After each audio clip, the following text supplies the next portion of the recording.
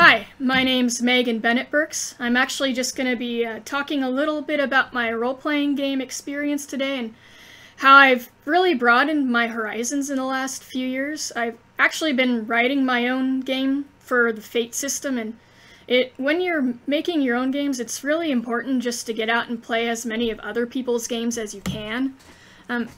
Besides, if you try something different, let's say you play Dungeons & Dragons all the time, it's maybe all you've ever played. There's so much else out there, and some of the games are really a lot of fun and really good, or you might find that there's something from one game you really like that you can actually transplant even into your D&D games. So I actually started out playing Rifts. That and D&D back in high school were the two most popular games for a long time, and there was a group during lunch hour at my high school that played Rifts. So that's how I picked it out. I prefer tabletop to LARP, which I tried LARP later. Tabletop is much more theater of the mind for me than LARP is, and I prefer to sit around and describe things and roll dice as opposed to acting things out that much, though. A little acting things out is definitely, it's going to complement a tabletop game too. So after playing Rifts, I got into D&D 2nd edition, and 3rd edition came out. I want to say it was very near the time I graduated, so I started playing 3rd edition after that. World of Darkness, while I was in high school, was very much picking up popularity, so I started playing Vampire and Werewolf tabletop, and later, again for a while, LARP became the only thing during college I could really find much of, so I started playing that. Here and there I would find people playing D&D still, or even Shadowrun I got a few sessions in on. But then, some years after college, I began playing Rifts again because I found a group that was taking that up. And near the end of that group's time, I eventually dropped out of that group. I started GMing for the first time, and I actually started game mastering Pathfinder. And the very first setting that I ran was one I had never had a chance to play, but really wanted to, and that was Planescape, which I have the box set for. So, Planescape, I love it.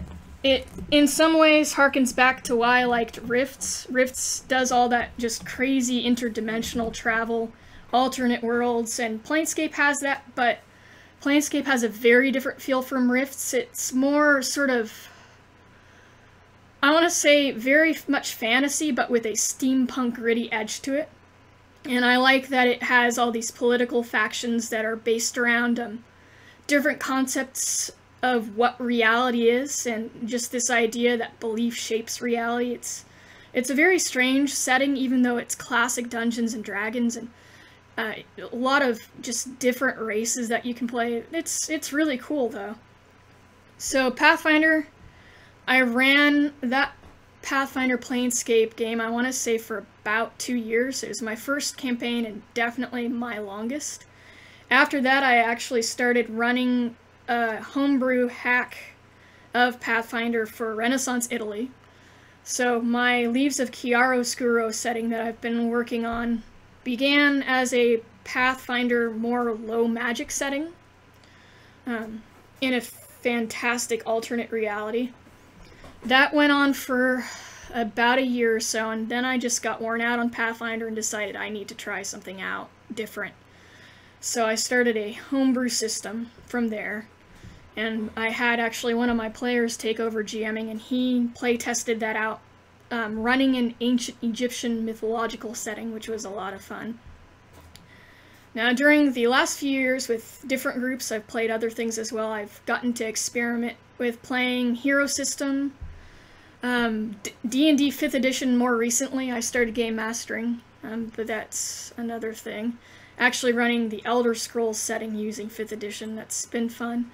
5th edition is a big step up from 4th edition in my opinion. 4th edition didn't hold my interest, so I never ran it. I never played more than maybe a session or two of it. In some ways, it's a improvement on Pathfinder in 3rd edition too. It's a lot simpler, but it doesn't have as much support, and it's not, to me, quite as interesting as some ways as Pathfinder is, but it's definitely a lot easier to handle. Pathfinder gets pretty unwieldy. Other games I had a chance to play in the past few years were Made, which is kind of obscure, very anime-influenced type of game.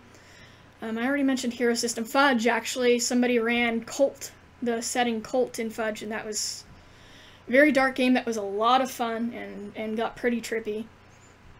More Pathfinder hacks to run Ravenloft and Mask of the Red Death, more specifically. Numenera, which is a great setting. There's things about this system I do like and don't like.